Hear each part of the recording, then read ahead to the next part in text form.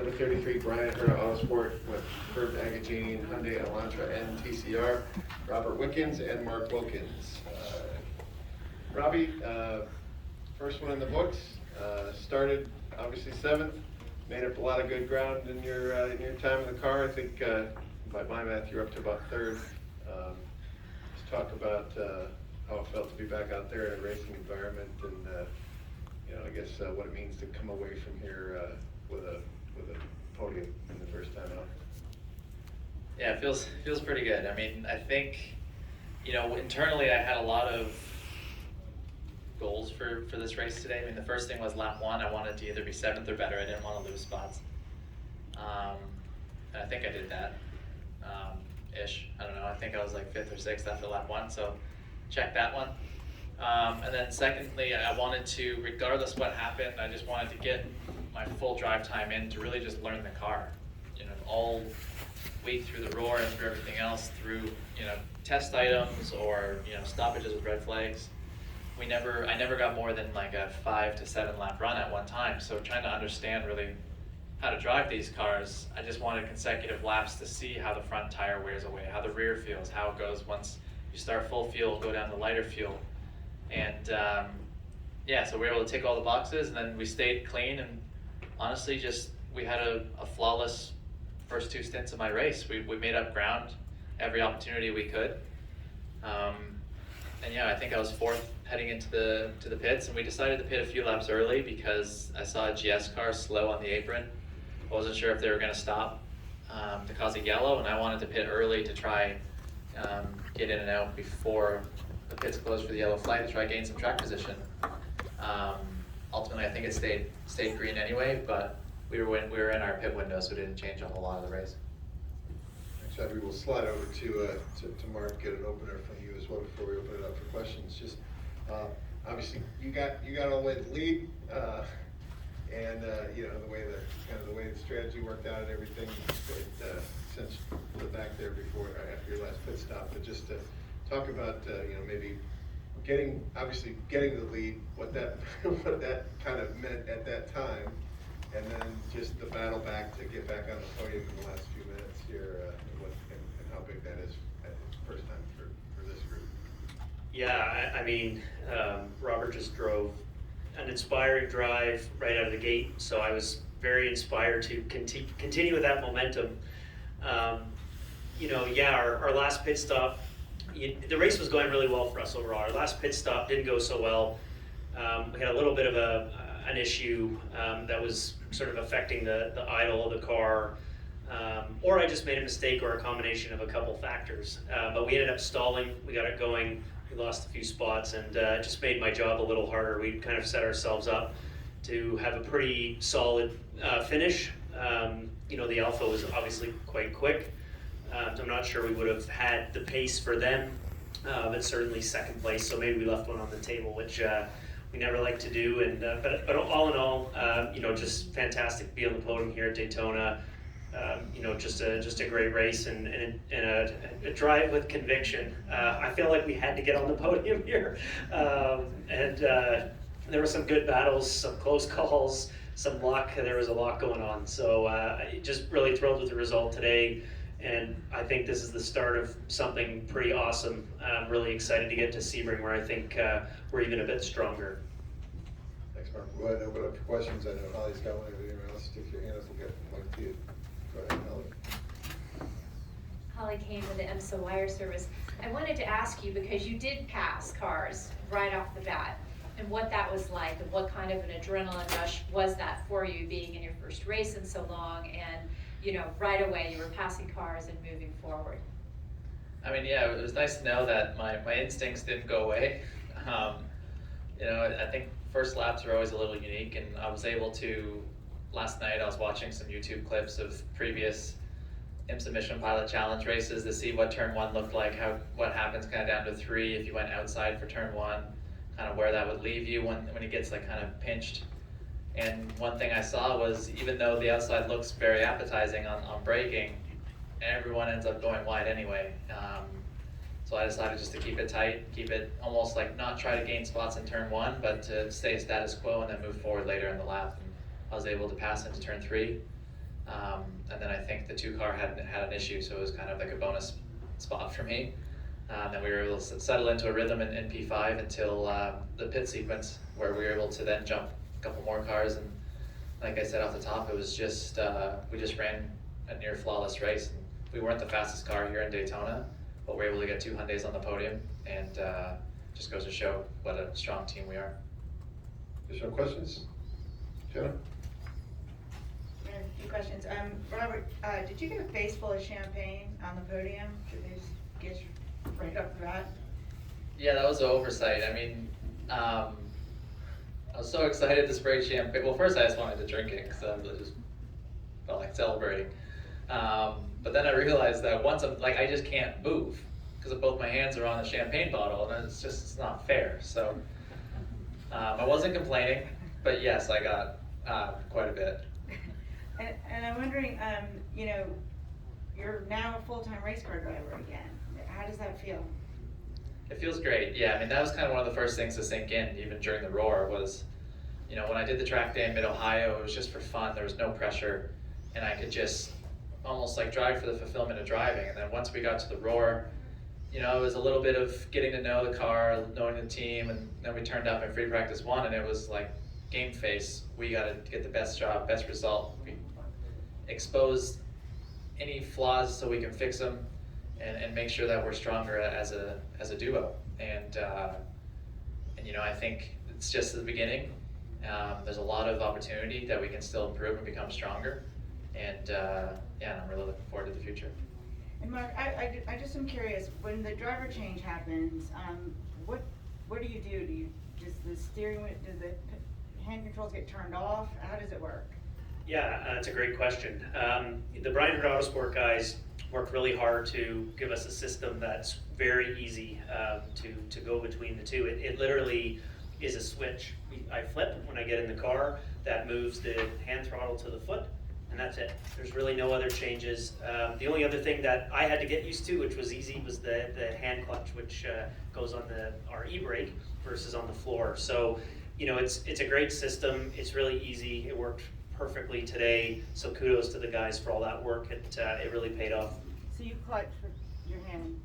Yeah, so that's just to get going. Okay. And if we have to slow down on track under yellow for any reason, then you can grab that. But yeah, it's just operate it with your right hand as opposed to your left foot.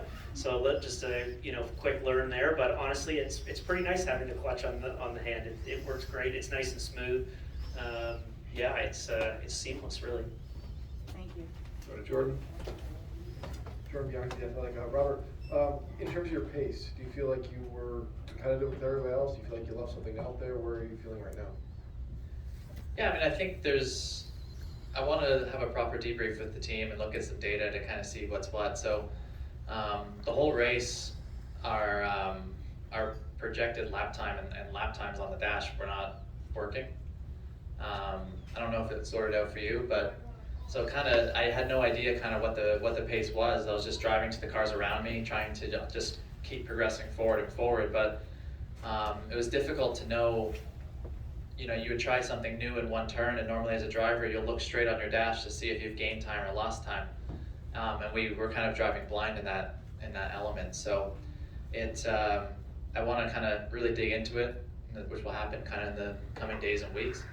But yeah, I mean, honestly, I was the only thing at the end of my stint that I was disappointed with is that I wasn't like the lead Hyundai when we came into the pit stops. And just because I've always believed that in order to win a race, first you have to be the lead car in your team. And Taylor made a very impressive pass on me into the bus stop on one of the restarts, and I was then just trying to find a way to get back by her. But it was a great move by her, and it was kind of a wake-up call for me. I was a little cautious on the brakes, and she just blew by me on the outside into the bus stop. So it was yeah, so I think there's a lot of improvement that we can do. I know there's a lot of improvement I can do. I felt like I wasn't my normal aggressive driving style in terms of overtaking and taking maybe a little more chances to gain track position. But it was really the bigger picture for me was just getting more knowledge, and then just to keep the car in one piece because it's a long race, and I knew Mark was going to drive forward. So just made sure I could get him in a good spot, and and then let him do the rest. Holly, I think you had another one? One more easy one, maybe. Is this what you envisioned doing? Did you kind of think we could be on the podium here in your first race back, or did it turn out even better than you had envisioned? What did you allow yourself to expect? Yeah, I mean, I think I had some pretty strong goals internally. You know, I mean, I think I voiced them early that I wanted from this whole thing. It's not just like a marketing thing. Like I'm here to compete and I'm here to win races. And that's why I was so happy to be teamed up with Mark beside me, because he's won championships here. He's been an influential part of Brian Herd Autosport for a long time now. So he knows what we need from the car. So for me, as being an inexperienced driver in the IMSA Pilot Challenge, I've leaned on him a lot throughout the roar, from the week in between, even from practice to practice. You know, what do you do in this circumstance? What do you do in that circumstance? And thankfully he's patient, because he gave me good answers every time. And but yeah, I mean, I think I'm pleased with the podium. But like I said also earlier on, I think my goal was to be the lead Hyundai car from this race. And then from there, if a podium was possible, great. But all you can do is be the best within your team, because other cars are kind of out of your control. So we got fortunate that there was some reliability issues on our competitors that got us up into a podium spot. But in the end, that's motorsport. And I'm really happy to be on the podium for sure. I didn't know if it was possible going into the race, but I knew we were going to try our best. Jenna has another one? My question's for both of you, but from different perspectives. So many people are rooting for you, so many people are watching and invested in this, and I'm wondering how that makes you feel, and I'm wondering, Mark, how you feel being part of it. That's a good question.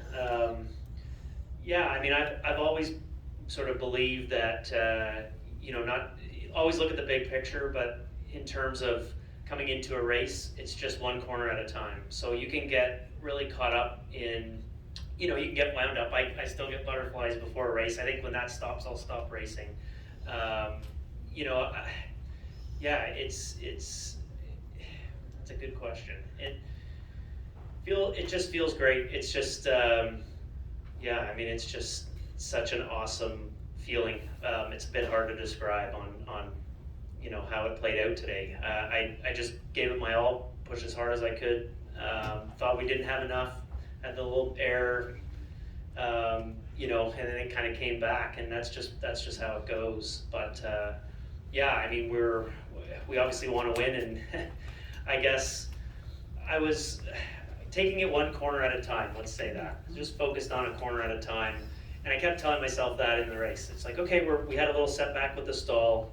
It's over. It's behind us. Can't do anything about it. Focus forward and just see what we can do. And I think that's the big thing. But yeah, definitely some pressure, but I try to just really think about it, internalize it, and kind of set it aside and just focus on the task at hand. And that was just to get the best result we could today. So would have liked to have been a little higher, but we'll get there. I have all the confidence we will get there, and I think quickly. And just how much support there is for you?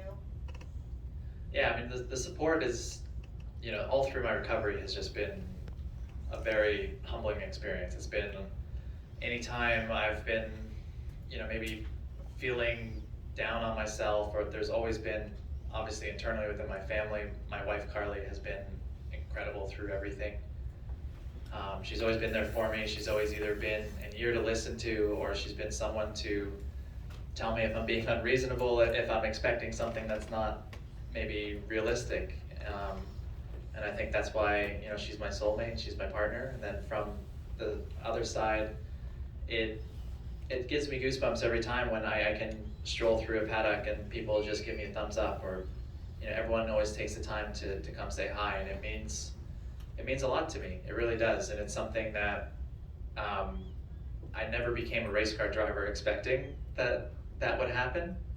It was really, I drive race cars because I love that feeling of pushing something to its absolute limit and just competing at a very high level. And I happened to be quite good at it at a young age. And it was something that just always, I just loved every aspect of the sport.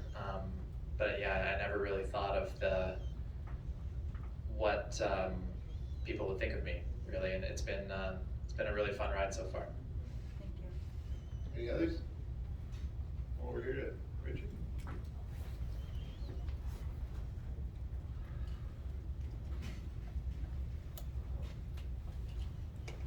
Robbie, you had said that one of the things you missed was kind of that nervous energy feeling right before the start of a race.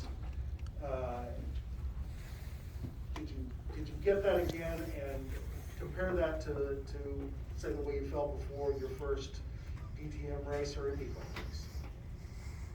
Yeah, I mean, it all came back.